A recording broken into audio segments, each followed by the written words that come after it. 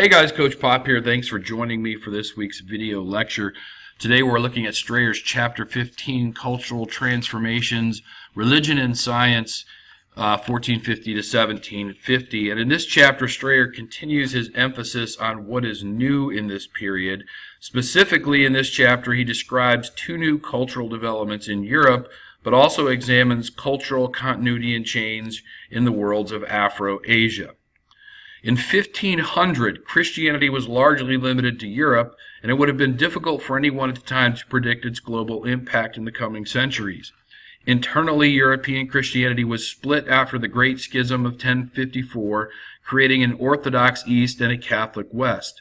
Externally, European Christianity appeared to be losing ground to Islam after the fall of Jerusalem in 1300 and Constantinople in 1453.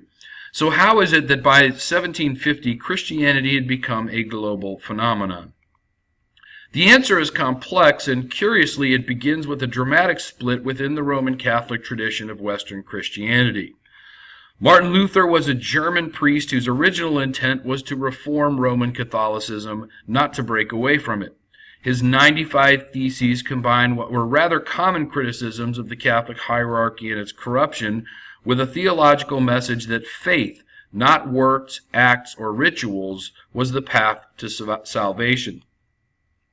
Despite Luther's intentions, his theological message became fused with political, economic, and social grievances against the Roman Catholic Church, and people from every class used Luther's ideas to justify a revolution.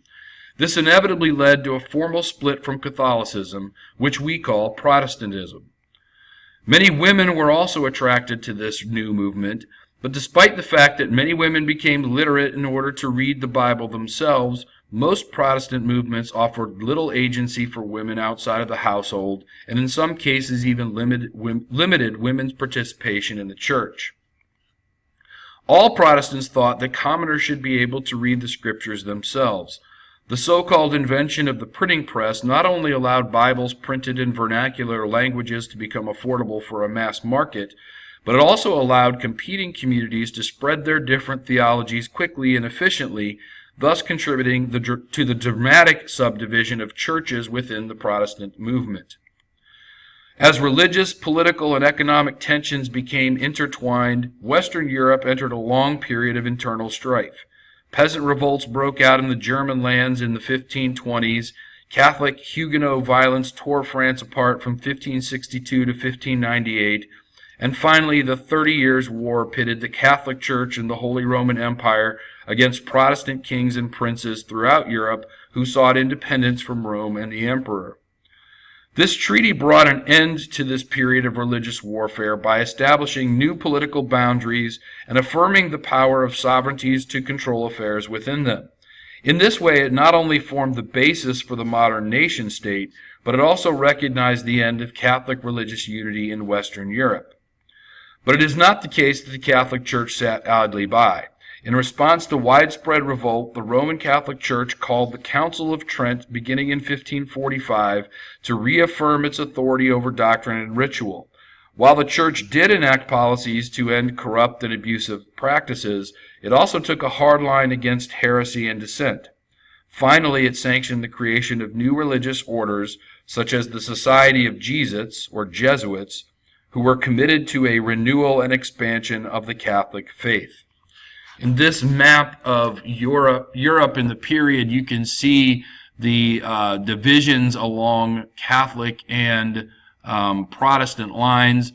If you note, too, it's no wonder that the greatest conflict took place in France and in the German lands of the Holy Roman Empire, given the various degrees of communities on opposing sides. But note as well that over here we've got in the Balkan region Orthodox Christians who are now part of the Muslim Ottoman Empire, and you'll remember that it's the Balkan Christians who are required to give up their first son as part of the Devshirme system. Paradoxically, the conflict and fragmentation that began with Martin Luther also created a renewed interest in issues of faith and revitalized the impulse to spread the gospel in the service of conversion. This impulse both motivated and benefited from European economic and political expansion. This famous phrase was Vasco da Gama's response to Hindus who asked why the Portuguese had sailed to India. It indicates the close connection between Christianity and European commercial expansion. This famous phrase is often cited as a kind of motto of the Spanish conquistadors as they claimed territory in the New World. It indicates the close connection between Christianity and European imperial expansion. But the real work of conversion was not done by merchants or soldiers. Catholicism was spread by missionaries in the New World and the Philippines, while Protestantism was spread by pilgrims in New England and Dutch Boers in South Africa. In this map of the globalization of Christianity, the areas in brown are areas where Christianity spreads. During this period, the green areas are where Christianity existed before. There are a couple of things I would kind of point out here. First of all, the Mughal Empire, the Qing Empire, and Japan, where they are listed as having minor presences, it's important to remember these two in particular are very, very minor. In Japan, you'll remember that there were Jesuits in Japan who did in fact convert several 100,000 Japanese people, but they were eventually kicked out, and most of the people who had converted were either expelled or in fact executed, and so that only the Dutch were able to have any contact with Japan, and the Dutch did not actually try to convert anybody. Also worth pointing out is the Philippines over here. This is really the only area, because the Spanish were able to colonize it and send settlers. This is really the only foothold that Christianity gets in Asia. So let's take a closer look at two examples to see exactly how this revitalized impulse to spread Christianity played out. Both of these examples involve Catholic missionaries, but they had very different effects. From the perspective of the Catholic Church, the conversion of Native Americans in the New World represents its greatest success overseas. But how was the faith able to spread so successfully? The spectacular collapse of the Aztec and Inca empires led many indigenous people to believe that the God of the Christians must be stronger than the traditional gods of the Americas. This was not a new phenomenon, though, as pre-Columbian conquerors had almost always imposed their own pantheon of gods on the conquered people. But Christianity was different. First, indigenous women who had once served as priestesses found themselves forced out of spiritual roles with very few opportunities in the new faith. Second, worshiping traditional deities and practicing local rituals were strictly prohibited and punished as pagan idolatry, superstition, and error. In response, some resistors often used the revival of pre-Hispanic religious tradition as a method of mobilization. In Peru in the 1560s, the Taqui Ancoy, or dancing sickness movement, including traveling teachers and performers who promised that the Andean gods would inflict illnesses upon the Spanish and restore the old order. In the end, however, such movements were far less successful than grassroots syncretism, in which indigenous people themselves reinterpreted aspects of Catholicism as extensions of their local rituals, traditions, and spiritual figures, rather than something new that was imposed upon them. The result was a Mexican or Andean variety of Christianity that showed clear distinctions from Catholic practices and patterns in Spain. Whereas Catholic Christianity found its place in what we now call Latin America, the situation was very different in Asia. Other than the Spanish Philippines, Christianity never really gained a foothold in Asia in general, and in China in particular. So why not? The most obvious reason is that unlike the Aztec and Inca empires, which collapsed with the arrival of Europeans, the Ming and Qing dynasties were never in any real danger of a military takeover by any Western empire during this period. Also, unlike the Americas, China already had well-established traditions, the three teachings of Confucianism, Taoism, and Buddhism, each with their own revered texts. For many Chinese people, Christianity did not offer them anything that they did not already have in their existing belief systems. So rather than attempt a mass conversion as in the Americas, Matteo Ricci and other Jesuits targeted the elites in the Chinese court. They studied Chinese culture, literature, and traditions, and tried to make Christianity more palatable, something unthinkable in the Americas. Initially, the Chinese court welcomed the Jesuits, whose scientific knowledge and technical skills were considered useful. But many Catholics objected to the Jesuit accommodations. In the early 1700s, the Pope himself sought to assert his authority over Chinese Catholics and end practices like ancestor veneration, which he considered idolatry. This angered the Qing Emperor Kangxi, who quickly removed the Jesuits from court and expelled most of the Catholic missionaries. While there can be little doubt that Christianity served as an engine that propelled dramatic changes, both in Western Europe and abroad, it is also the case that religious and cultural changes were also happening elsewhere, even if less dramatic. Just as grassroots syncretism in Mexico and the Andes fused Native American traditions with Catholic ones, so a similar phenomenon occurred in areas where African slaves were shipped to work sugar plantations. West African traditions incorporated aspects of Catholicism to create new systems like voodoo in Haiti, Santeria in Cuba, and Macumba in Brazil. But Christianity wasn't the only universal religion to experience change during this period. But even as Islam continued to grow, some questions arose about what it meant to be a Muslim. While Islam may have initially spread by the sword, its continued diffusion in Africa and Asia were not the result of military conquest. Tolerant Sufi mystics frequently blended Islam with local spiritual practices. Traveling Quranic scholars offered useful services for Islamic courts, and Muslim merchants provided connections to a wider world of commerce. While syncretism may have helped to spread Islam, some Muslims wanted a return to a pure Islam. Southeast Asia saw both of these views take shape. The Aceh Sultanate in northern Sumatra, for example, enforced a strict interpretation of Sharia law after the 17th century, while to the south, Java was home to a peasant population with a much looser blending of Islamic practices with local animism. The tension between Sufi tolerance and conservative fundamentalism was not limited to Southeast Asia. Indeed, the impulse to purge Islam of the non-Muslim influences took political shape in the form of two rulers on either edge of Dar al-Islam. In what is now Nigeria, Usman Dan Fodio created the Sokoto Caliphate. He claimed he was called by God to eliminate all traces of syncretism, and he even called for jihad against neighboring Muslim kingdoms that tolerated it. Since the time of Akbar, the Mughal Empire had made numerous accommodations to the many varieties of religious expression in India. Aurangzeb reversed many of these accommodations and attempted to impose Islamic law even though Muslims were an overwhelming minority. In the Arabian Peninsula, however, the most concrete form of fundamentalism emerged in the teachings of Muhammad ibn Abd al-Wahhab.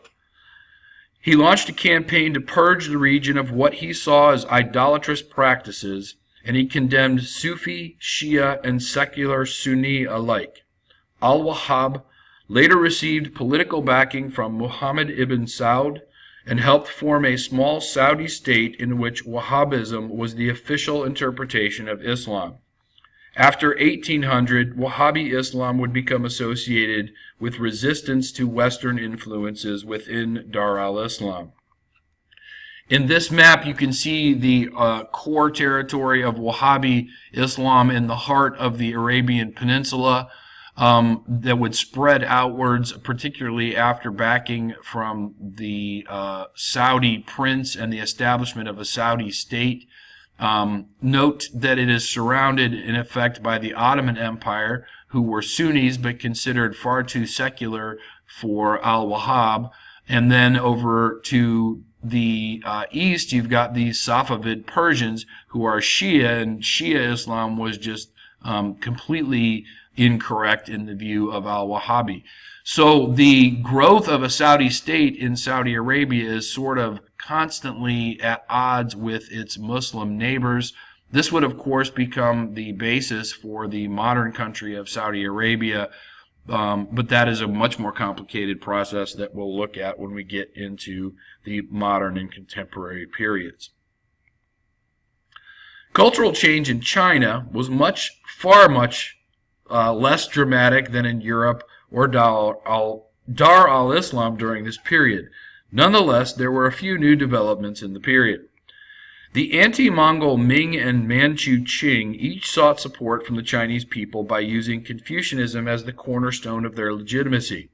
However, a new version of Confucianism emerged that incorporated insights from Buddhism and Taoism and encouraged lively debates from scholars such as Wang Yang Ming, who held that anyone could achieve a virtuous life by introspection and contemplation. I'm going to go off script here for a moment to remind you about the use of the term Neo-Confucianism. I talk about this a little bit more detail in the podcast, but the basic idea here is that the idea of Neo-Confucianism or New Confucianism is kind of erratically applied by scholars. Confucius himself taught in the Warring States period. It wasn't until a great deal of time after his death in the Han Dynasty that official Confucianism, as we think of it, takes place. The social hierarchy, the studying of the Confucian classics for a civil service exam, things like this. After the fall of the Han, though, Confucianism is kind of discredited in China, and it's at that same time that Buddhism starts to spread. And you may recall that the Sui and Tang emperors, many of them were in fact Buddhism, and there was seen as this sort of moving away from Confucianism until the Song Dynasty came into power. The Song Dynasty is attempting to get rid of Buddhist influences, creating a really strict interpretation of Confucius. This is what led to practices like foot binding of the time. Some scholars call this Neo-Confucianism. I do, for example, but Strayer does not. But then it gets even more confusing when we get to the Ming period. The Ming are trying to get rid of Mongol influences in Chinese culture, and so they're very willing to incorporate Buddhist and Taoist principles into their new interpretation of Confucianism. This is what Strayer calls Neo-Confucianism. I would actually call it Neo-Confucianism because it is a much more open and tolerant variety of Confucianism than the version in the Song Dynasty. So just keep in mind the various uses and applications of the term Neo-Confucianism. Even though Neo-Confucianism became the official state ideology, many elites among the scholar gentry were attracted to a new movement called Kaozheng, which means research based on evidence. Kaozheng was critical of unfounded speculation and promoted precision, accuracy, and verification in the analysis of historical documents and the solutions to practical problems. With economic growth came an urban population that desired entertainment on the stage and in literature. The most popular novel of the time, The Dream of the Red Chamber, was a massive epic that dramatized the life of an elite 18th century family for a middle and lower class audience. The elite, however, looked down at this popular culture with disdain. In South Asia, Hinduism and the caste system continued to form the basis of Indian culture, despite the incursion of Islam. Even so, new varieties of religious expression appear in this period. The Bhakti movement began in the classical era when the teachings of the Buddha questioned the authority of Brahmanic rituals and the caste system. As you may recall, Bhakti is a form of Hinduism in which devotion to a particular god through rituals, dances, songs, and prayers would allow its practitioners direct access to the divine. Appealing especially to lower castes and women, its followers disregarded caste and engaged in social criticism of inequality, and it became increasingly popular during the Mughal dynasty. By far the most popular Bhakti poet of all time is Mirabai, a woman who was born into a high caste family in northern India. She rejected caste privilege and distinction as well as Brahmanic rituals. According to legend, she refused sati on her husband's death, and she even took an untouchable as a guru or spiritual teacher. Her poems focused on union with the divine in the form of Lord Krishna, an incarnation of the god Vishnu, who is the main character in the sacred Hindu text, the Bhagavad Gita. Coming out of the Bhakti movement, Guru Nanak rejected both Hindu ritual and Islamic law, claiming that there is no Hindu, there is no Muslim, only God. His new monotheistic faith rejected social and gender inequality and attracted peasants and merchants from both faiths, primarily in the Punjab. Faced with constant attack from the Mughals, and occasionally from Hindus, the Sikh community developed a militant sect that was later prized by the British Empire as an elite fighting force. Even as Christianity was spreading around the world, there were some in Europe who began questioning religious explanations for natural phenomena. These intellectuals devised a system of thought that many would consider a new type of universalism, open to anyone willing to apply its methods. The scientific revolution was based on a new method, one that generated knowledge from careful observations, controlled experiments, and formulations of general laws based on mathematical principles, all of which could be independently verified by anyone. The scientific method created a new understanding of the world, but it was also used by some to question the authority of the church and to legitimize social inequality. Given that China, India, and the Middle East had much older and more robust centers of learning through the post-classical era, it is remarkable that the birth of modern science happened in Europe. What can account for this? Coming out of the Middle Ages, Europe was a fragmented but reinvigorated civilization with growing traditions of independence and self-regulation. While medieval European universities tended to focus on scholasticism, or the application of logic and reason to explain biblical principles, they were nonetheless autonomous, providing self-governance and freedom from church and state authorities, especially after the Renaissance. In contrast to autonomous European universities, by this time most of the Islamic houses of wisdom were replaced by madrasas where the Quran was viewed as the only source of knowledge. And in China, education focused on preparation for the rigid civil service examinations, and the state did not allow independent institutions of higher learning, despite the elite fascination with the idea of Kaozheng. Between 1000 and 1500, Europeans gained access to Greek, Arab, and other texts that offered knowledge from outside cultures. After 1500, Europeans gained insight from various overseas adventures to the New World in the Indian Ocean basin.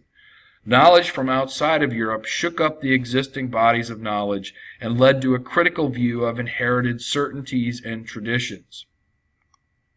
In order to appreciate the revolutionary impact of the scientific method, we must first understand that the dominant model of the universe up to this point was geocentric, meaning that the Earth was at the center and everything in space revolved around it. This idea was articulated by the Greek philosopher Ptolemy, supported by the Catholic Church, and appeared to be confirmed by anyone who looked up and saw the sun, moon, and stars move across the sky from east to west. In the 16th century, however, a Polish mathematician and astronomer named Nicholas Copernicus used precise observations and detailed calculations to prove that the Earth was not at the center of the universe, but rather one of many planets that revolved around the sun. His heliocentric, or sun-centered model, would challenge the basic understanding of the universe held by almost everyone.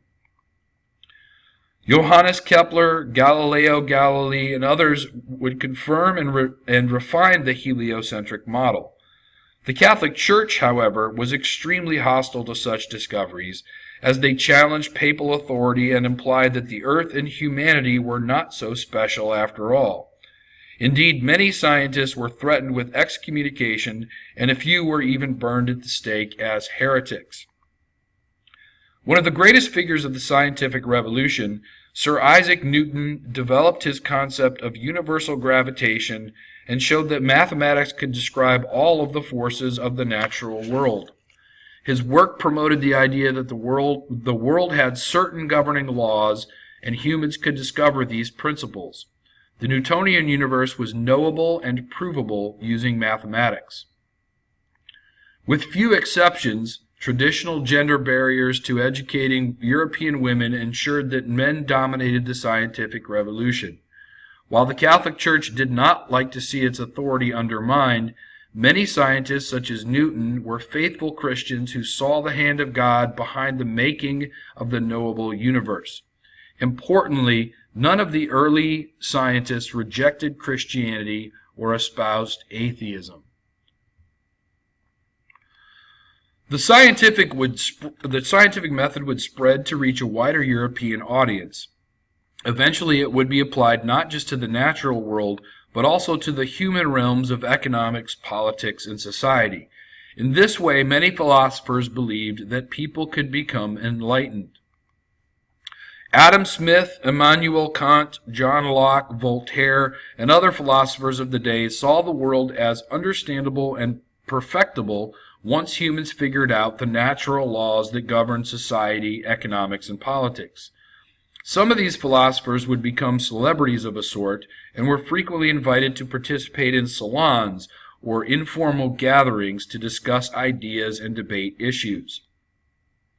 Many Enlightenment philosophers questioned formal religion, but did not abandon the idea of a higher power as such. Deism, the belief that God created the world and then left it to run its course, rejected the idea of divine intervention in human affairs.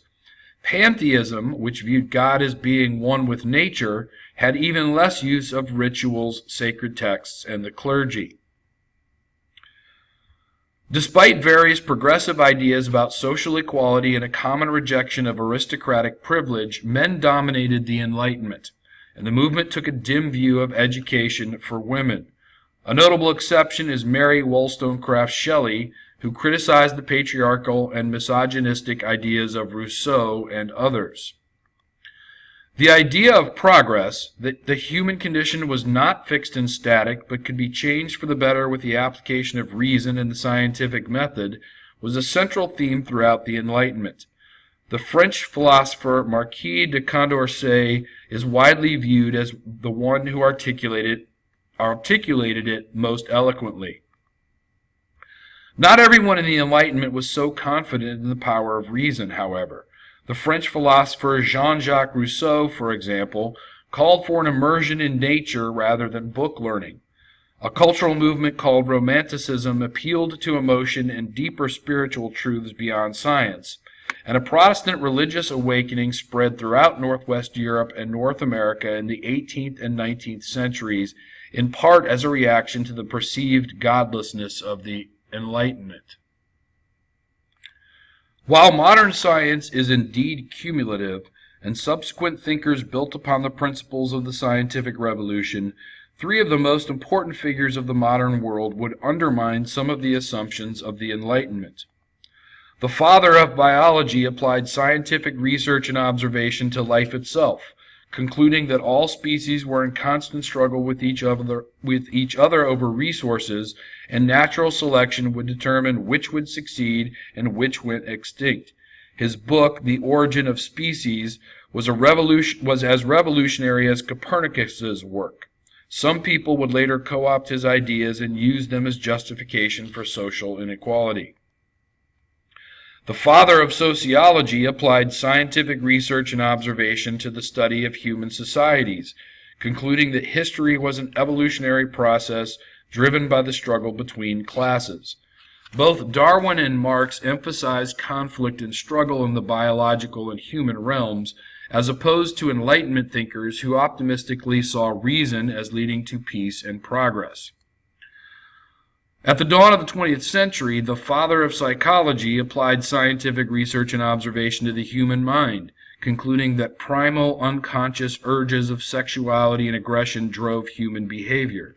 His emphasis on irrational impulses stood in sharp contrast to the Enlightenment's faith in rationality. While the knowledge generated by the scientific revolution became highly valued in the modern and contemporary eras, in this period its influence was quite limited beyond Europe. For example, the telescope was seen to be a useful tool in China, Mughal India, and the Ottoman Empire, but it failed to become a discovery machine that generated any new knowledge anywhere except in Europe. As China, Mughal India, Tokugawa Japan, and the Ottoman Empire had strong political states and cultural systems, there was relatively little interest in adopting foreign ways of thinking. Chinese scholars found European astronomy and map-making useful, and while the Kaozheng movement drew from contact with Europeans, the Western way of thinking lost face in China when the Jesuits were discredited. In Japan, only the Dutch could visit, and then only once a year in Nagasaki.